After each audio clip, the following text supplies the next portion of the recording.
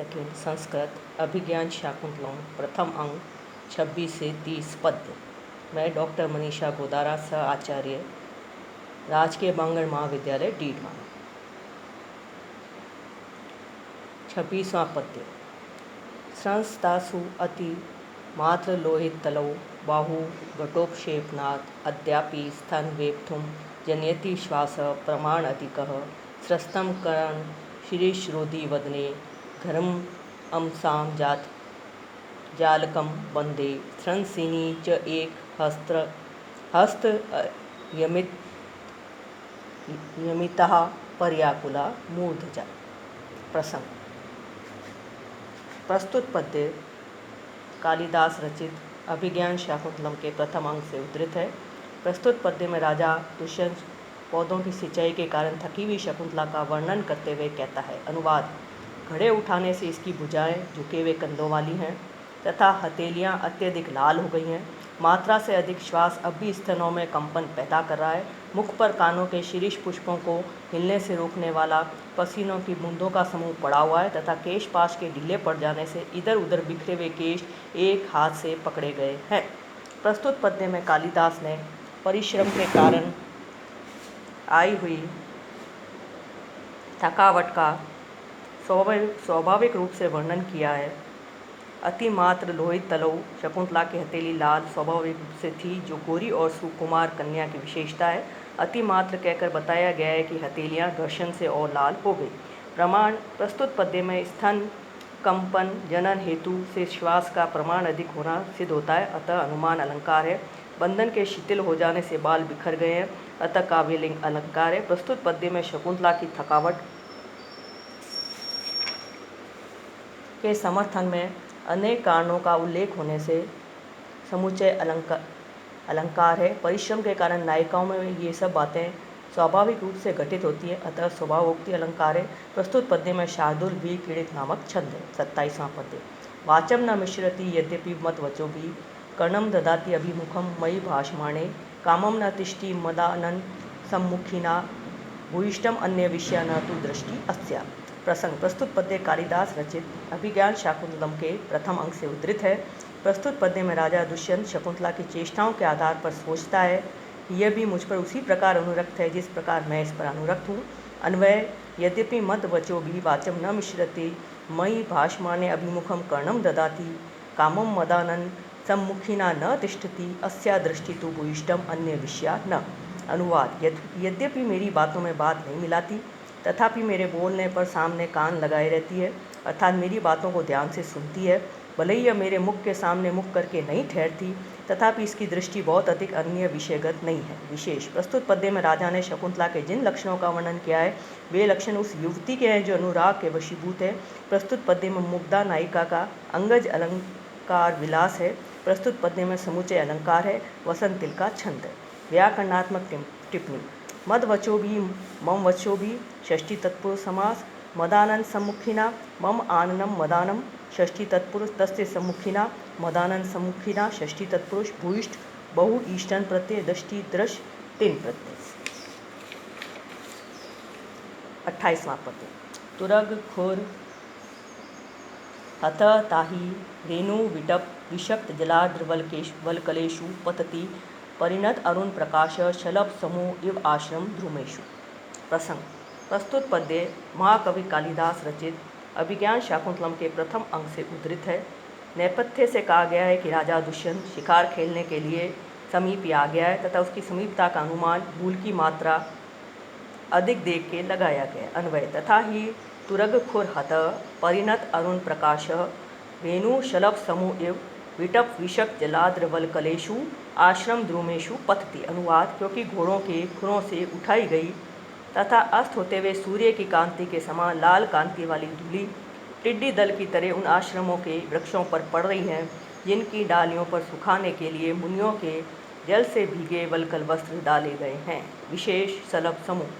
हिंदी में शलभ समूह पतंगे के लिए आता है, पर संस्कृत में टिड्डी के लिए प्रचलित है, जिनका दल लाखों करोड़ों की संख्या में कभी कभी निकलता है तथा जिस क्षेत्र की ओर जाता है वहाँ की फसल खाकर अंडे भूमि के अंदर दे जाता है, जो भावी फसल नष्ट करने के लिए शिशुओं को जन्म देते हैं।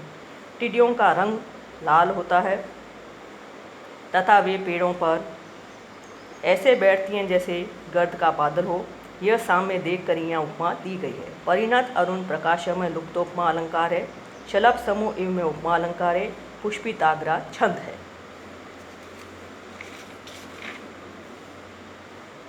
व्याकरणात्मक टिप्पणी। तुरग खुर हत, तुर्गानाम खुरै षष्ठी तत्पुरुष, तै हता तृतीया तत्पुरुष। परिणत अरुण प्रकाशः, परिणतः च असौ अरुण च परितारुणः कर्मधारय समास। तस्य प्रकाशः षष्ठी तत्पुरुष समास। परिणत अरुण प्रकाश स एव प्रकाश यस्य स परिणत अरुण प्रकाश बहुव्रीहि समास। शलभ समूह शलभानाम समूह, शलभ समूह षष्ठी तत्पुरुष समास। आश्रम धूमेषु आश्रमस्य धूमेषु षष्ठी तत्पुरुष समास। परिणत परिणम कत प्रत्यय। 29वां पद्य। त्रिवाघात प्रतिहत तरुस्कंद लग्नेक दंत पादाकृश वृत्ति वलय आसंग संजात पाश मूर्तो विघ्न तपस इम्नो भिन्न सारंग युथ धर्मारण्यम प्रविश्यति गजः स्यन्नालोक भीत। प्रस्तुत पद्य महाकवि कालिदास रचित अभिज्ञान शाकुंतलम के प्रथम अंक से उद्धृत है। नेपथ्य में से कोई हाथी के आगमन की सूचना प्रदान करते हुए कहता है कि हे तपस्वियों देखो, राजा के रथ को देखने से भयभीत होकर ये हाथी तपोवन में प्रवेश कर रहा है, जिससे तपोवन के सभी जीव व्याकुल हो रहे हैं। अन्वय। स्यन्नालोक भीत तीव्राघात प्रतिहत तरु स्कंद लग्नेक दंत पादाकृश वृत्ति वलय आसंग संजात पाश भिन्न सारंग युथ गज नः तपस मूर्त विघ्न एव धर्मारण्यम प्रविश्यति। अनुवाद। रथ को देखने से भयभीत हुआ गज, जिसने कि अपने तीव्र प्रहारों से वृक्षों को तोड़ दिया है, जिसका एक दांत वृक्ष के तने में लगा है, पैरों द्वारा खींची गई लताओं के समूह के लिपट जाने से जिसके पैरों के लिए पाश बन गया है, जिसने मृगों के झुंड को तितर बितर कर दिया है, तथा जो हमारी तपस्या के लिए शरीरधारी विघ्न के समान है, धर्मवन तपोवन में प्रवेश कर रहा है।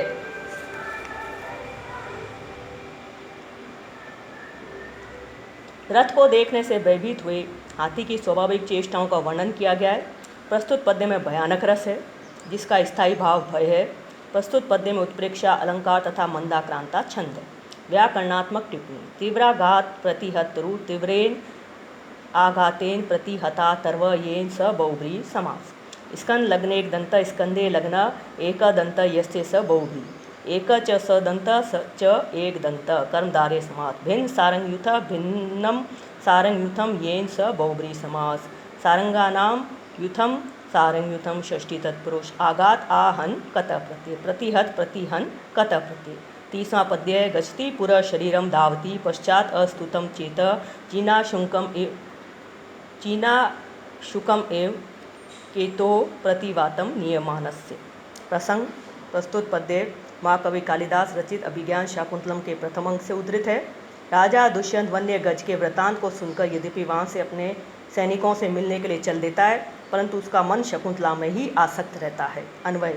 शरीरम पुरः गच्छति प्रतिवातम नियमानस्य केतो चीन अंशुकम एव असंस्तुतम चेत पश्चात धावति। अनुवाद। मेरा शरीर तो आगे की ओर चलता है, किंतु विरुद्ध हवा की ओर ले जाए जाते हुए ध्वजा के रेशमी वस्त्र के समान अपरिचित सा मेरा मन पीछे शकुंतला की ओर दौड़ता है। विशेष। प्रस्तुत पद्य में शरीर को केतु तथा पताका को मन माना गया है।